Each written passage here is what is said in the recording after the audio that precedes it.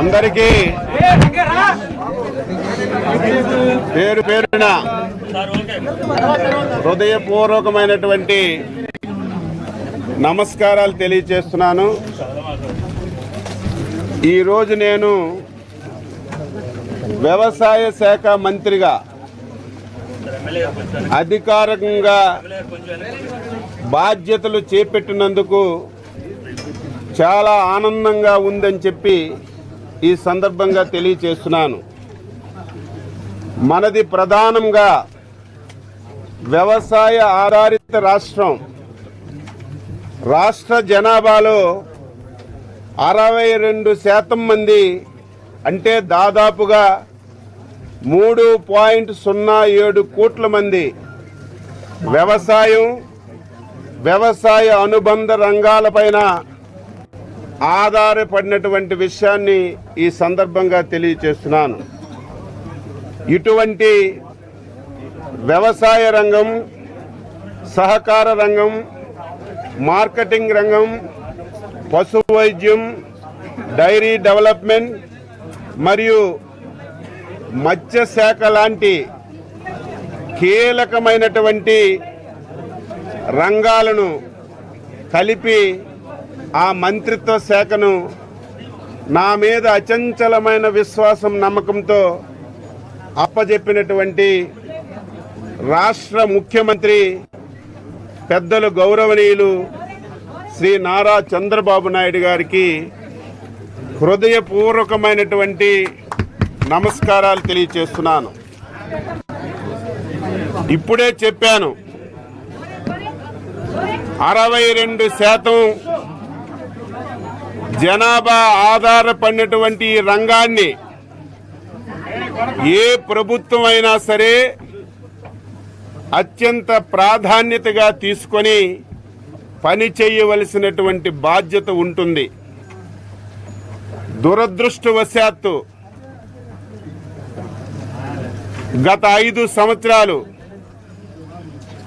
2019 నుంచి 2024 వరకు ఎవరైతే ఈ రాష్ట్రాన్ని పరిపాలించారో ఆ వ్యక్తి వ్యవసాయ శాఖకి తాళం వేశారని చెప్పి సందర్భంగా తెలియజేస్తున్నాను. ఎంత ప్రాధాన్యత కలిగినటువంటి శాఖ ఉందో లేదో తెలియనటువంటి పరిస్థితి ఏర్పడింది. ఎంత బాధ కలుగుతుందంటే, ఒక మానవుడు ఆరోగ్యవంతుడైనా సరే, ఆరోగ్యం లేకపోయినా సరే, ప్రతి 5 మాసాలకి 6 మాసాలకి మెడికల్ చెకప్ చేసుకొని ఆరోగ్యం ఏ విధంగా ఉంటుంది, ఆరోగ్యం బాగులేకపోతే ఏ విధంగా ముందుకెళ్ళాలని ఆలోచన చేస్తారు. అదేవిధంగా వ్యవసాయంలో అత్యంత ప్రాధాన్యత కలిగినది భూమి. భూమి ఏ విధంగా ఉంది, భూమి యొక్క సార్థత ఏ విధంగా ఉంది తెలుసుకోవలసినటువంటి పరిస్థితి ఏ ప్రభుత్వం పైన ఉంటుంది. ఈరోజు 5 సంవత్సరాల్లో కనీసం గత ప్రభుత్వం ఒక్కటంటే ఒకటి భూసార పరీక్షలు చేయలేదు. అసలు భూమి ఏ రకంగా ఉందో ఈ ప్రభుత్వానికి తెలిసినటువంటి పరిస్థితి లేదు. విత్తనాలు లేవు, ఎరువులు లేవు. కష్టపడి పండించుకుంటే ఆ పంటకి గిట్టుబాటు ధర లేదు. పంట అమ్ముకుంటే 5 మాసాలు 6 మాసాలు డబ్బులు ఇచ్చినటువంటి దాఖలాలు కూడా లేకుండా రైతు తీవ్రమైనటువంటి ఇబ్బందుల్లో ఈ రాష్ట్రంలో ఉన్న విషయం ఈ సందర్భంగా తెలియజేస్తున్నాను. ఎన్డీఏ ప్రభుత్వం, అందులో చంద్రబాబు నాయుడు గారి నాయకత్వంలో ఆంధ్రప్రదేశ్లో ఉన్నటువంటి ప్రతి రైతు ఆత్మ గౌరవంతో బతకాలనేదే ఏకైక నిదానంగా ఈరోజు పని చేస్తామని చెప్పి తెలియజేస్తున్నాను. ఈ రోజు నుంచి ఆంధ్రప్రదేశ్లో ఉన్నటువంటి రైతాంగానికి ఎన్డీఏ ప్రభుత్వం తరపున చంద్రబాబు నాయుడు గారి తరపున ఒక విన్నపం విన్నవిస్తున్నాను. ఎవరు కూడా అధైర్యపడొద్దు, ఆత్మహత్యలు చేసుకోవద్దు. ఏ రైతుకి ఏ ఇబ్బంది ఉన్నా, ఏ రైతుకి ఏ సమస్య ఉన్నా ప్రభుత్వానికి సంప్రదించండి, ప్రభుత్వానికి సమాచారం ఇవ్వండి. సాధ్యమైనంత వరకు ఆ సమస్యని పరిష్కరించడానికి ప్రయత్నం చేస్తాం. ఇప్పటికే రాష్ట్ర ముఖ్యమంత్రి శ్రీ నారా చంద్రబాబు నాయుడు గారు ఈ శాఖ పైన సమగ్రమైనటువంటి రివ్యూ చేశారు. ఆశ్చర్యపోయారు. ఆయన స్పష్టంగా ఒకటే మాట చెప్పారు. 2014 నుంచి 2019 వరకు ఆ రోజు తెలుగుదేశం ప్రభుత్వం వ్యవసాయ రంగానికి, వ్యవసాయ అనుబంధ రంగాలకి ఎటువంటి కార్యక్రమాలు చేశారో అవన్నీ కూడా మళ్ళీ పునఃప్రారంభించమని స్పష్టంగా ఆదేశాలు ఇచ్చారని చెప్పి ఈ సందర్భంగా తెలియజేస్తున్నాను.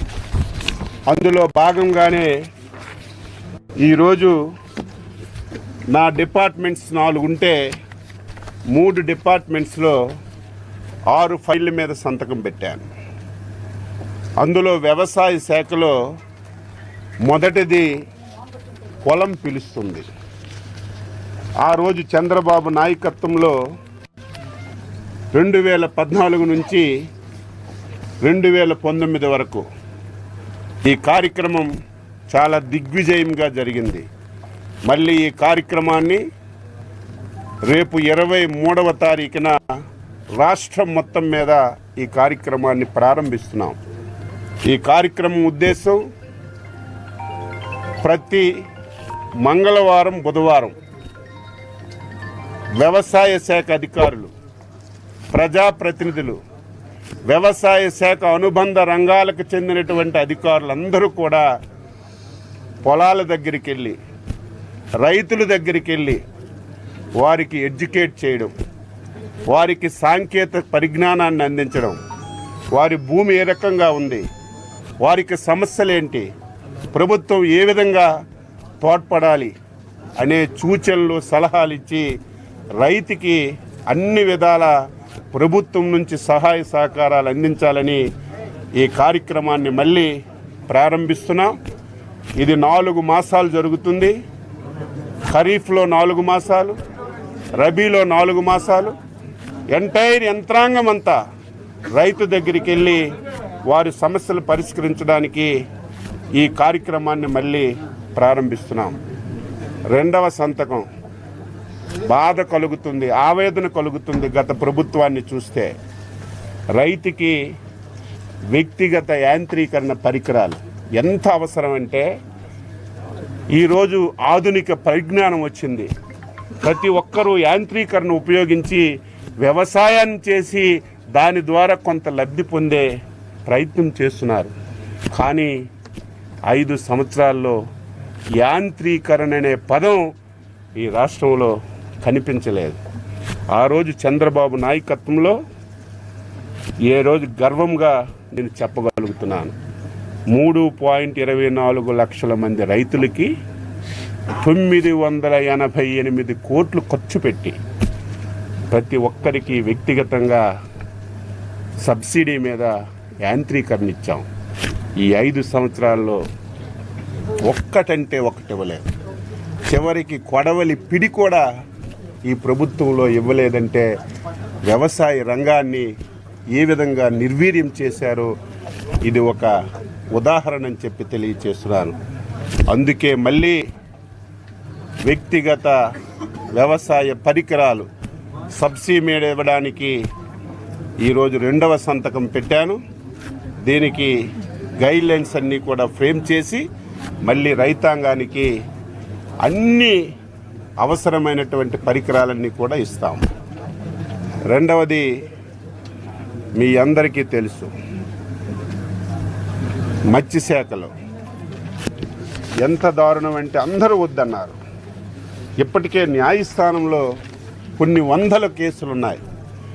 మత్స్యకారులకి జీవనాధారమైనటువంటి ఏవైతే ట్యాంక్స్ ఉన్నాయో అవన్నీ కూడా వాళ్ళ నుంచి లాక్కొని ఈ ప్రభుత్వంలో ఉన్నటువంటి పెద్దలు తీసుకోవాలని ప్రయత్నం చేయడానికి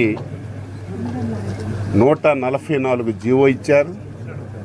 దాన్ని మళ్ళీ అమలు చేయడానికి 217 జీవో ఇచ్చారు. ఇది రాష్ట్రంలో ఉన్నటువంటి ప్రతి ఒక్క మత్స్యకారుడు కూడా దీన్ని తీవ్రంగా వ్యతిరేకించారు, ధర్నాలు చేశారు. ఈ జీవో మా పట్టు కొడుకుతుంది, మాకు బతకడానికి బతుకులు లేకుండా చేస్తుంది. ఒక్కసారి పునరాలోచించండి. వేడుకున్నా సరే, ధర్నాలు చేసినా సరే కేసులు పెట్టి అరెస్ట్ చేశారు తప్ప గత ప్రభుత్వంలో పట్టించుకున్నటువంటి పాపాను పోలేదు. కొన్ని వందల కేసులు ఇప్పటికే న్యాయస్థానంలో ఈ జీవోని రద్దు చేయమని కేసులు వేశారు. అందుకే మత్స్యశాఖలో సంబంధించి నేను మొదటి సంతకం ఏదైతే 217 జీవోని రద్దు చేయడానికి పెట్టాను, ఇది క్యాబినెట్కి పెట్టి ఈ జీవోని రద్దు చేసి మత్స్యకారులకి మళ్ళీ పూర్వ వైభవాన్ని తీసుకురావడానికి ప్రయత్నం చేస్తాం. రెండవది, ఊకదంపుడు ఉపన్యాసాలు ఇస్తారు మత్స్యకారులకి మేము అన్నీ చేశామని. గత ప్రభుత్వం డీజిల్ సబ్సిడీ ప్రతి సంవత్సరం ప్రతి మత్స్యకారుడికి బోటున్న వాళ్ళకి గైడ్ లైన్స్ ప్రకారం డీజిల్ ఇవ్వాలి, దానికి సబ్సిడీ ఇవ్వాలి. కానీ గత ప్రభుత్వం డీజిల్ సబ్సిడీ ఇవ్వక చాలా ఇబ్బందులకు గురి చేసింది. ఈరోజు ఆర్థికంగా రాష్ట్రంలో చాలా సమస్యలు ఉన్నాయి. నేను నా శాఖలో అన్ని శాఖలని నేను రివ్యూ చేస్తే అసలు నాకే బాధ కలుగుతుంది. ఇది ఎలా ముందుకు తీసుకెళ్ళాలి? ఏ శాఖలో చూసినా ఇబ్బందులు ఉన్నాయి, ఏ శాఖలో చూసినా అప్పులు ఉన్నాయి, ఏ శాఖలో చూసినా చాలా సమస్యలు ఉన్నాయి. ఇన్ని ఇబ్బందులున్నా మత్స్యకారులకు మేలు చేయాలి కాబట్టి ముఖ్యమంత్రి గారితో చెప్తే 10 కోట్లు ఈ సంవత్సరానికి డీజిల్ సబ్సిడీ ఇవ్వాలంటే నిన్నే ఇచ్చారు. 10 కోట్లు ఈరోజు మంజూరు చేసే వారికి నిధులు కూడా రిలీజ్ చేస్తున్నాను. అది 2వ సంతకంగా మత్స్యశాఖలో పెట్టాం. 3వది అత్యంత ప్రాధాన్యత కలిగింది. రైతుకి వ్యవసాయం ఎంత ముఖ్యమో పాడి కూడా అంత ముఖ్యం. ఏదైతే యానిమల్ హస్బెండరీ శాఖ ఉందో, చాలామంది ఇక్కడ ఉన్నారు, మీరు కూడా ఉన్నారు. తెలుగుదేశం ప్రభుత్వం అధికారంలో ఉంటే ప్రతి 2 మాసాలకి 3 మాసాలకి మెడికల్ క్యాంపులు పెట్టేవాళ్ళు, ప్రతి యానిమల్కి డీవార్మింగ్ చేసేవాళ్ళం. ఎక్కడ ఇబ్బందులున్నా ఇబ్బందులని పరిష్కారానికి ఒక మార్గాన్ని చూపేవాళ్ళం. గత 5 సంవత్సరాలు ఎక్కడ కూడా మెడికల్ క్యాంపులు కానీ డీవార్మింగ్ కానీ ఎక్కడ ఒక పసుపుకి మందు ఇచ్చినటువంటి దాఖలాలు లేవు. అందుకే మళ్ళీ ఒక టైం బౌండ్ ప్రోగ్రాం పెట్టి ఎంటైర్ రాష్ట్రంలో ఉన్నటువంటి ప్రతి యానిమల్కి డీవార్మింగ్ చేయడానికి ఈరోజు యానిమల్ హస్బెండరీలో సంతకం పెట్టాం. రేపటి నుంచి మెడికల్ క్యాంపులు పెట్టి పూర్తి స్థాయిలో డీవార్మింగ్ కార్యక్రమాన్ని ఈ రాష్ట్రంలో అమలు చేస్తాం. అదేవిధంగా యానిమల్స్ ఎన్ని ఉన్నాయో తెలియదు. ముందు ఈ రాష్ట్రంలో అన్ని రకాల యానిమల్స్ ఎన్ని ఉన్నాయో ప్రభుత్వానికి ఒక లెక్క ఉంటే దాని మీద ఏం చేయాలో చేయడానికి అవకాశం ఉంటుంది. అందుకే యానిమల్ సెన్సస్ని ప్రతి ఇంటికి వెళ్ళి ఏ టైప్ యానిమల్ ఉంది, ఎన్ని యానిమల్స్ ఉన్నాయని మొత్తం సర్వే చేసి యానిమల్ సెన్సస్ చేయడానికి కూడా ఈరోజు ఒక సంతకం పెట్టాను. ఈ 6 సంతకాలతో నా శాఖలో పరిపాలన ప్రారంభించాను. ఈ శాఖలో చాలా సమస్యలు ఉన్నాయి. ఈ శాఖని సక్రమంగా మనం ఉపయోగించుకోగలిగితే, ఈ శాఖని సమర్థవంతంగా మనం ముందుకు తీసుకెళ్ళగలిగితే రాష్ట్ర జీడిపిలో అంటే రాష్ట్ర ఆర్థికంగా బలపడడానికి 35% ఈ శాఖ ద్వారా వస్తుంది. కానీ గత 5 సంవత్సరాలు ఈ శాఖను పూర్తిగా నిర్వీర్యం చేశారు.